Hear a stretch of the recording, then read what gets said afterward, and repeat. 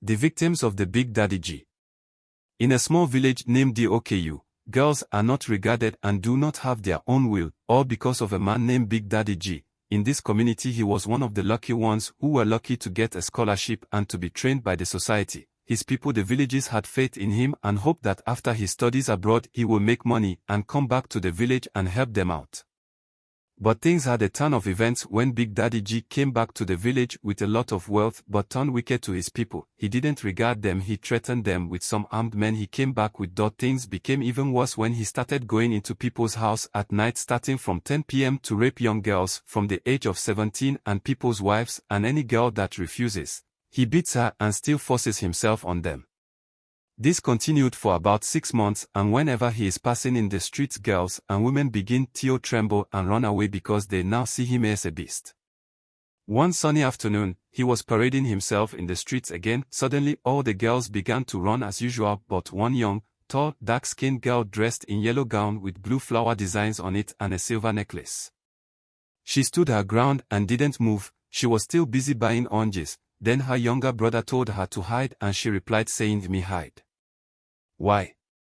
Because of this fool, who calls himself Big Daddy G. I am not scared of him." Then as Big Daddy G passed, he heard what Nneka had said and he came near her and said, "Did you just call me a fool, young lady, you spoiled brat? Are you not scared of me?"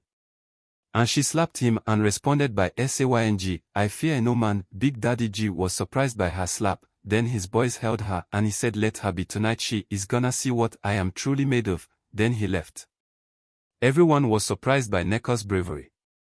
So at night, as usual by 10 p.m., Big Daddy G knocked on the door of Nneka's house and she responded to the knock saying, "Who's that?" And he said, "It's me, Big Daddy G." And she said, "You fool again." And Big Daddy G became angry and said, "I'm not gonna take it easy with you, I swear I'm breaking in."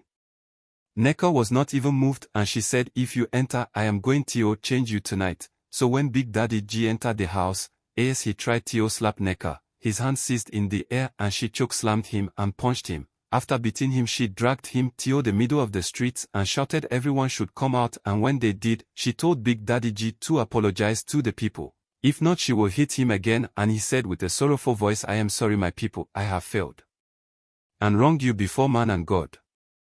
When he finished talking, Nneka told him, "I said I'm gonna change you, so take an oath that you will take responsibility of all the girls you violated and take them to hospital and share your money to them because you won't be needing them anymore, as you will be going to the evil forest to stay because that's where beasts like you belong." So after this everyone cheered Nneka's bravery and thanked her for being their messiah.